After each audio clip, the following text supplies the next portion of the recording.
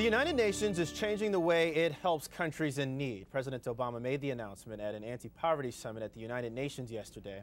The president outlined how the U.S. will spend development dollars and noted that nations that commit to democracy will be favored.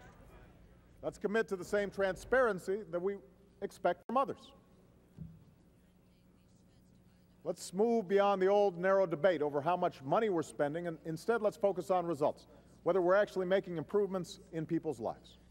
The president addresses the UN General Assembly today. Pamela Falk, CBS News foreign affairs analyst, joins us now with that and more. Pamela, good morning to you. Good morning, Terrell. President was a rock star last year. What a difference a year makes. He was, and it is a big difference. He had one unique message, and that was non-proliferation.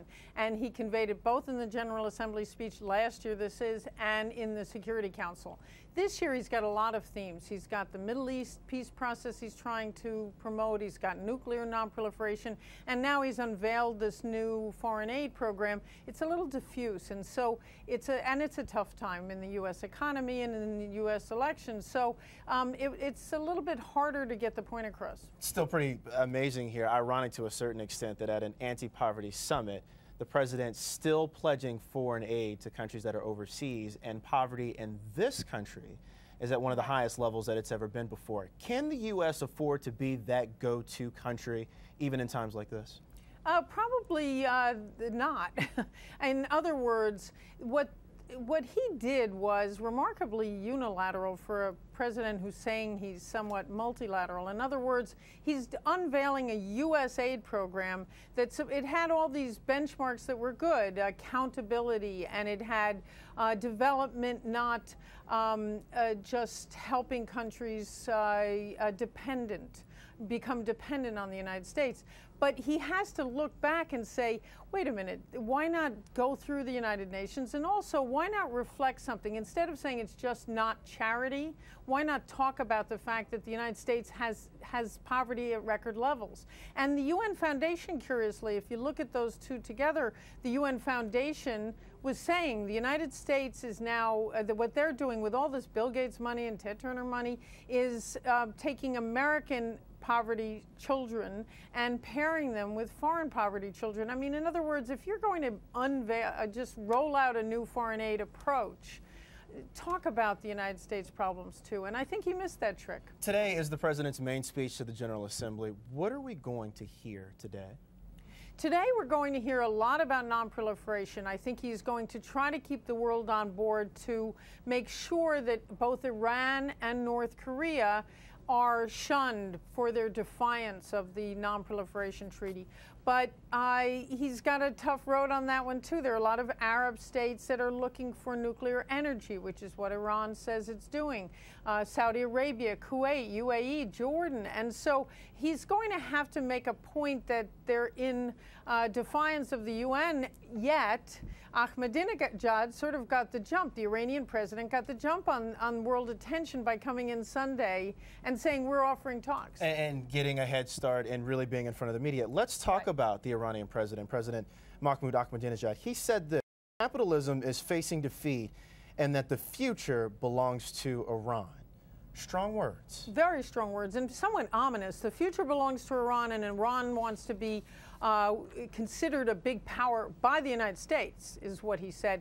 And that's a theme he did echo last year, which is they want a seat on the Security Council, they want to be seated at the adult table, but the future belongs to Iran almost implied some kind of leverage, and the way the West reads that is a nuclear weapon. The capitalism is on its way down, seems totally out of touch. The U.S. government, by the way, has painted this picture of Ahmadinejad to the American people and about Iran. What does the rest of the world think about that president? The rest of the world has voted, by the way, to shun Iran, to impose sanctions. They see him as being only anti-Israel, calling the names he calls, threatening countries, and they don't want those kind of relations. Most of the Arab world has come around to having better trade relations. They don't need this kind of shenanigans and really mixing and meddling in other countries' affairs. In other words, they're helping Hezbollah in Lebanon, they're helping Hamas against Israel in the Palestinian territories, and the rest of the world doesn't want it. On the other hand, he says things that the Arab world likes to hear. In other words, why shouldn't we be considered big power in this day and age? I mean, how does the UN Security Council have 5 states that were big in 1945? So it's a mixed message, and I think President Obama didn't come with the leadership that the world is looking for, as he did last year. So let's keep on that Iran theme for a second. So we go 20 years, 50 years, decades down the line. What's the U.S. relationship with this country going to be like? Well, if Iran changed regimes, if Ahmadinejad weren't there, I think it would be a great relationship, and it could move into a relationship.